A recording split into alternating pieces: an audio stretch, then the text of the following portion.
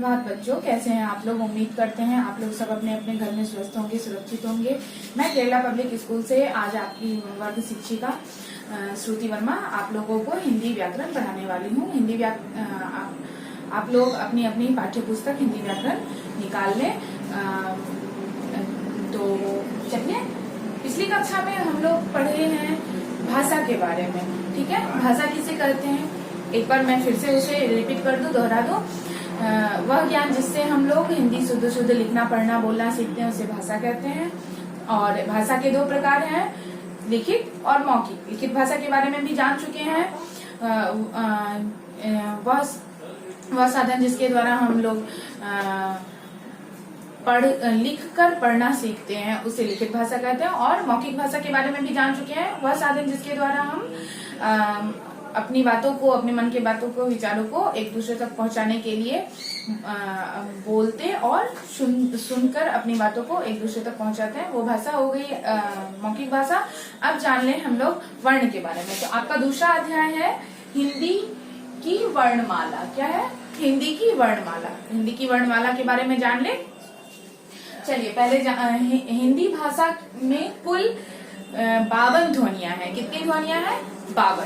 तो जान लेते हैं ध्वनियों के बारे में। पहले जान लें वर्ण के बारे में। वर्ण किसे कहते हैं? भाषा की वह सबसे छोटी इकाई जिसके टुकड़े ना किए जा सके उसे वर्ण कहते हैं। ठीक है, और वर्णों के व्यवस्थित रूप को ही हम वर्णमाला कहते हैं। क्या कहते हैं? वर्णमाला। तो अब जान लें, कुल हिंदी भाषा में कुल ध्वनियां 52 हैं, जो इस प्रकार है। देखिए, वर्ण को ही हम अक्षर कहते हैं। वर्ण के दो प्रकार होते हैं, स्वर वर्ण और व्यंजन वर्ण। स्वर वर्ण कुल 11 हैं। देख लीजिए, स्वर वर्ण कुल 11 हैं। अ, आ, हर्षई, दीर्घई, हर्षऊ, दीर्घऊ, री, ए, ऐ, ओ, औ। ये स्वर वर्ण है। ठीक है, स्वर वर्ण किसे कहते हैं वो भी मैं आप लोगों को बतला दूं। वह वर्ण जिसके उच्चारण के लिए हमें किसी भी अन्य वर्ण की सहायता नहीं लेनी पड़ती है उसे स्वर वर्ण कहते हैं।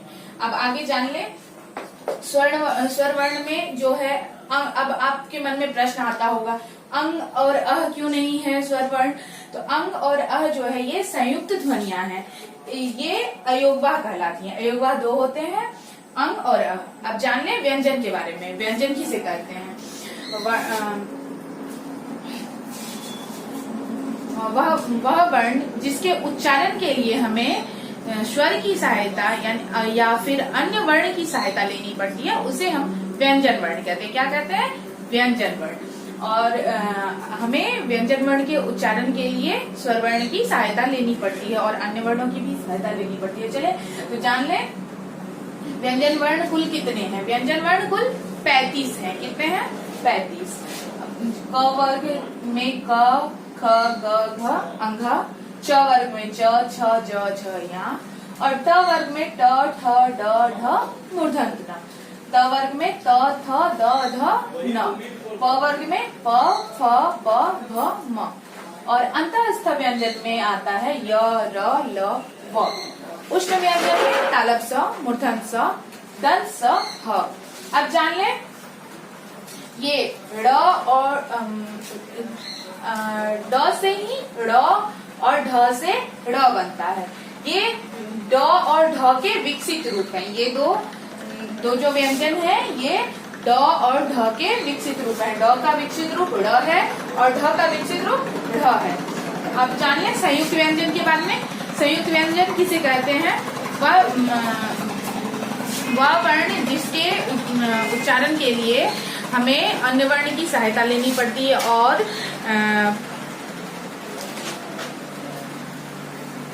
दो वर्णों के योग से जो वर्ण बनते हैं उसे संयुक्त व्यंजन कहते हैं। संयुक्त व्यंजन 4 हैं, अक्ष, द्र, ज्ञ और स्र। ठीक है, इसके आगे अब संयुक्त व्यंजन के बारे में विस्तार से जानेंगे। तो चले जान ले संयुक्त व्यंजन के बारे में। आपको अभी बताया है, दो वर्णों के मेल से जो व्यंजन बनते हैं उसे संयुक्त व्यंजन कहते हैं। अक्ष, द्र, ज्ञ और स्र। अक्ष को हम लिख सकते हैं क, हलंत, जोड़, मूर्धन्य स, यानी कशा संयुक्त से अक्षर बनता है। इससे हम शब्द बना सकते हैं क्षमा और कक्षा। इसी तरह त्र भी संयुक्त व्यंजन है। तो त्र को हम लिख सकते हैं त हलंत जोड़ ड, यानी तर संयुक्त से त्र बनता है। त्र से बना सकते हैं शब्द त्रिकोण और पत्र। इसी तरह ज्ञ को लिख सकते हैं ज हलंत जोड़ या, यानी जो या संयुक्त से ज्ञ बनता है। इससे बना सकते हैं शब्द ज्ञान और ज्ञान। इसी तरह स्र को लिख, स्र भी संयुक्त व्यंजन है।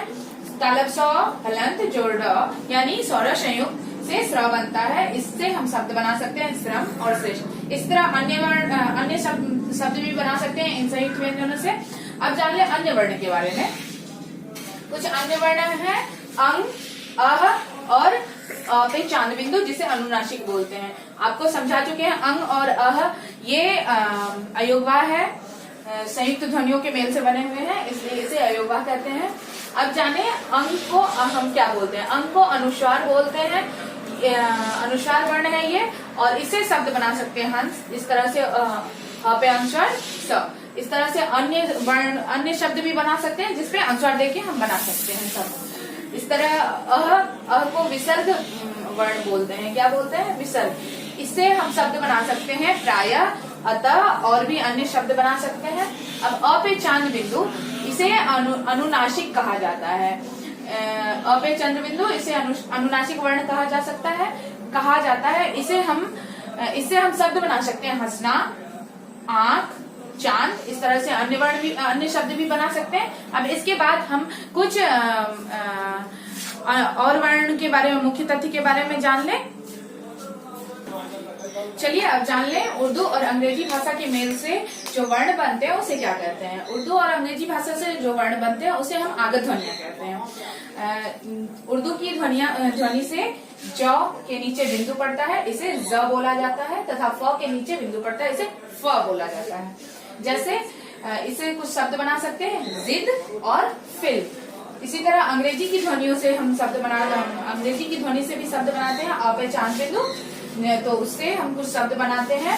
डॉक्टर, ड आकर ऊपर चांद है, और इस तरह क्वार्टर संयुक्त, इसे डॉक्टर पढ़ेंगे। इसी तरह ब आकर ऊपर चांद और ल, ये हो गया बॉल। तो इस तरह इससे अंग्रेजी की ध्वनि से ये शब्द बना डॉक्टर और बॉल। और यहाँ उर्दू शब्द की ध्वनियों से बना है जिद और फिल्म।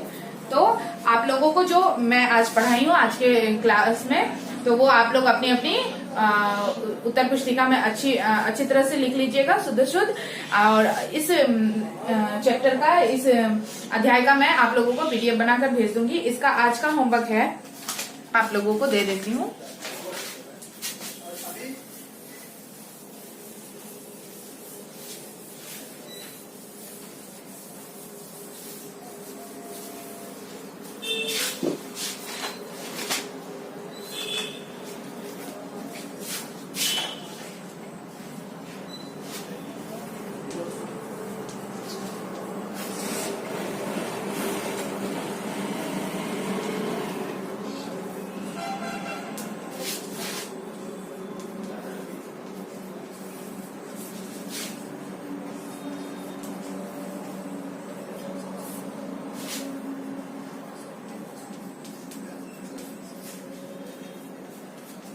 तो आज आप लोगों का होमवर्क है प्रश्नों के उत्तर लिखकर याद करें। जो भी आप लोगों को प्रश्न के उत्तर मैं पीडीएफ बनाकर भेजूंगी, उसे आप अच्छी तरह से लिख के या अपने उत्तर पुस्तिका में याद कीजिएगा।